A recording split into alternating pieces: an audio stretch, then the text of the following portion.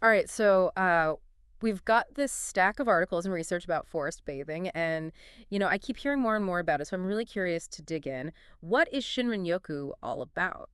Well, it's definitely more than just a trend. It's interesting how it's rooted in these old Japanese traditions, but it's having this like resurgence as a health movement these days. Right. And we've got some fascinating stuff to unpack here. Personal accounts, cultural perspectives, even the science behind how it affects our brains and bodies. And speaking of science, I saw something about phytoncides in one of these articles. Is that a real thing? It sounds like something out of Star Trek. Right. It does sound pretty sci-fi, but it's totally real. Picture this. You're walking through the woods, breathing deep, and you're inhaling these compounds released by trees. That's phytoncides, and they actually boost your immune system. So instead of fighting off a cold, I could be like hanging out with some trees. That makes a lot of sense why people are into this. But Yeah. just to back up a bit, what exactly is forest bathing?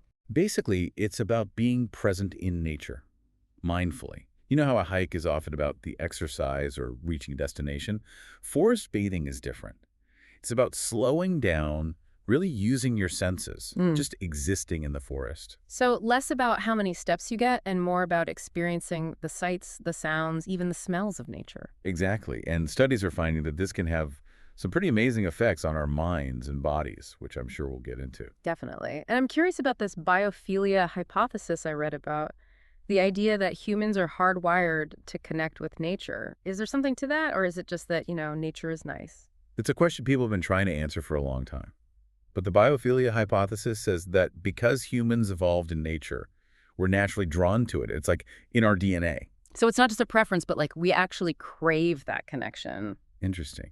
And it made me think of that story about the executive, the one who found that even a short trip to a city park.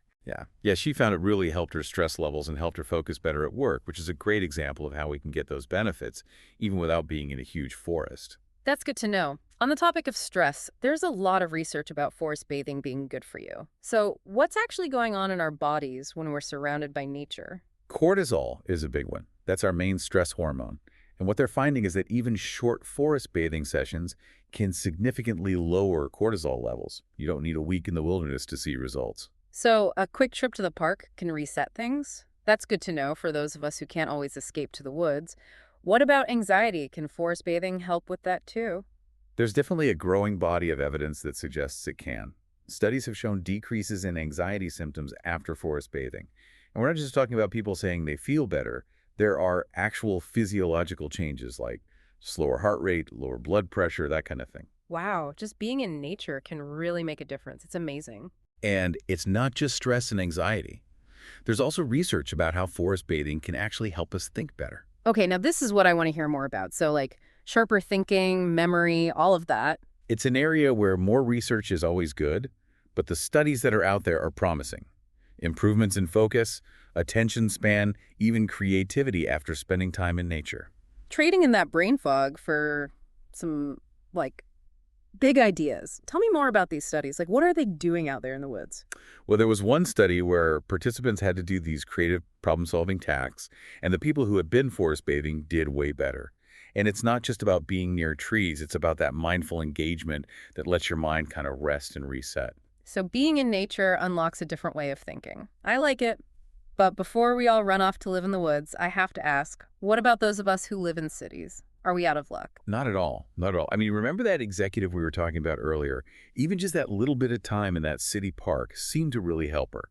And those big forests are great, but research is showing that even smaller green spaces in cities can have benefits too. Like, think about it. City parks, streets with trees, even just having a little garden in your backyard. So any little bit helps. That's encouraging. What about places near the ocean or in the mountains? Those are different vibes for sure. You know, each environment definitely brings its own thing to the table. So with the coast, you got that calming presence of the ocean, those rhythmic sounds of the waves, the salty air, super soothing. And then the mountains, well, they offer a sense of awe, you know, those incredible views, the challenge of hiking. Plus, you get that cool, fresh mountain air. It's like, what does your mind and body need? Nature has got you. Okay, now I want to go on a vacation. This actually reminds me, you included some cool personal stories, case studies, that kind of thing in this research. How are people actually experiencing these benefits? Yeah, these stories are amazing. They really show how forest bathing can impact people's lives in so many ways. There's this one about a cancer survivor who used forest bathing as part of her recovery. She would go for walks and combine that with mindfulness practices, and she said it helped her both physically and emotionally. I bet. Gentle movement, the peacefulness of nature. It makes sense that would be healing, especially going through something so difficult. Definitely. And her story really shows how holistic forest bathing is. It's not just about being in nature, but about really connecting with it in a mindful way. And often that includes moving your body gently. We also have that story of the retired teacher who found a whole new sense of purpose through forest bathing. She was feeling lost after leaving a career she loved, but then through connecting with nature, she found peace. And then she actually ended up rediscovering her passion for teaching by volunteering in outdoor education. Just incredible how it can open up these new possibilities. Right. Such a good example of how forest bathing can help you reconnect not just with like the trees and everything, but with yourself. In Right. her case, it allowed her to find meaning and purpose again, which just goes to show it's never too late to rediscover what lights you up. Sometimes it happens when you least expect it. Totally. It's like forest bathing clears out all the clutter so you can see those hidden passions. And speaking of insights, we've got interviews with some experts here too. That forest therapy guide in Japan, what really stuck out to you about what he said? What he said about listening was powerful, and not just listening to the world around you, but also to that inner voice. It's about finding that quiet space within, connecting with your intuition, your inner wisdom. So true. It's so easy to forget to listen to that inner voice when there's so much going on around us all the time. And he was also saying how it's for everyone.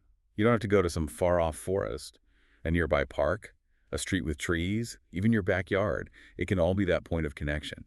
Right, right. I also found that interview with the psychologist who uses nature therapy really interesting. She was talking about how nature is like a natural remedy for stress and anxiety. Yeah, and she was explaining how when we connect with nature, it can stimulate our parasympathetic nervous system, which is what helps our bodies relax.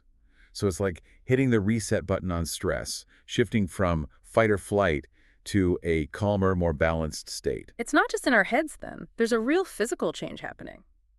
Speaking of change, we've been talking about how good this is for us, but these forests, they're pretty important for the planet too, right? Absolutely, they help regulate our climate, clean our air and water. They provide habitats for all kinds of creatures. They're vital. And the cool thing is, when we do things like forest bathing, we naturally start to appreciate those ecosystems even more. We see how interconnected everything is, and that often makes us want to take better care of the environment. Like that saying, we protect what we love. And forest bathing is a great way to nurture that love and appreciation. So we've talked about what it is, why it's beneficial, all the science, the personal stories, all of that. But what about the actual doing part? How do we make this a regular thing? It really comes down to like making time for it, even if it's just a few minutes here and there, kind of like, putting in your schedule, a meeting with that yourself and the trees. I love that. A nature meeting. Way better than most of the stuff I have on my calendar. But so where do we even begin? Do I need to book a trip to a national forest or can I just walk around my neighborhood? That's the best part. You can really do it anywhere. Start by thinking about what kind of nature you're drawn to. Is it a quiet forest, a peaceful park, even a beach with the waves and everything? Find that spot where you can unplug and just be with nature. Step one, find your spot. What's next?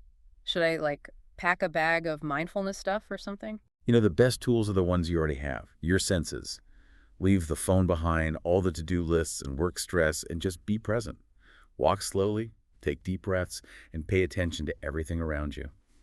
What you see, hear, smell, even what you feel. So really slowing down, noticing the way a leaf looks, how the wind sounds in the trees, feeling the bark on a tree. It seems almost too simple. It is simple, but that doesn't mean it's always easy, especially with how busy life is. Our minds are so used to going and going. To actually slow down and notice takes practice. We have to relearn how to connect with nature.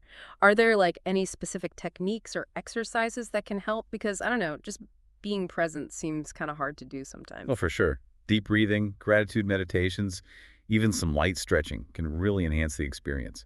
As you're breathing, imagine that fresh forest air filling your lungs. Take a moment to just appreciate the beauty of everything around you. Maybe even try some yoga poses under the trees. So it's kind of like creating a moving meditation, but nature is guiding you. Exactly. And then, as you get more comfortable, you can start to create your own forest bathing ritual, whatever feels right. Now that's getting really interesting, and we touched on this before, but like, how can people personalize it, make it their own? It's about finding what clicks for you. Some people like to make little altars in their favorite spots in nature, maybe using things they find there. Others will bring a journal and write down their thoughts afterwards. There's no right way to do it. I love that, bringing your own intentions and energy to it. Exactly. And remember, there's no one-size-fits-all. Maybe solo walks are your thing. Maybe you'd prefer a group led by a guide.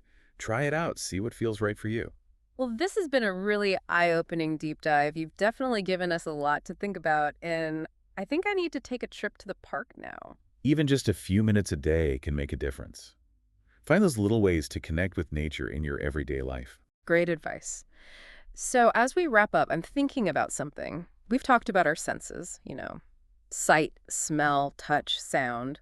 But what about our other senses, the ones we don't always think about, like our sense of balance, that awareness of our body moving through space? Could those be heightened by being in nature too? It makes you wonder, are there even more ways nature's impacting us that we're just starting to understand? It really makes you think. There's so much more to learn about how connected we are to nature. A perfect way to end this deep dive. Thanks so much for sharing your expertise with us today. My pleasure. Yeah. Until next time, may your days be filled with trees and a sense of wonder.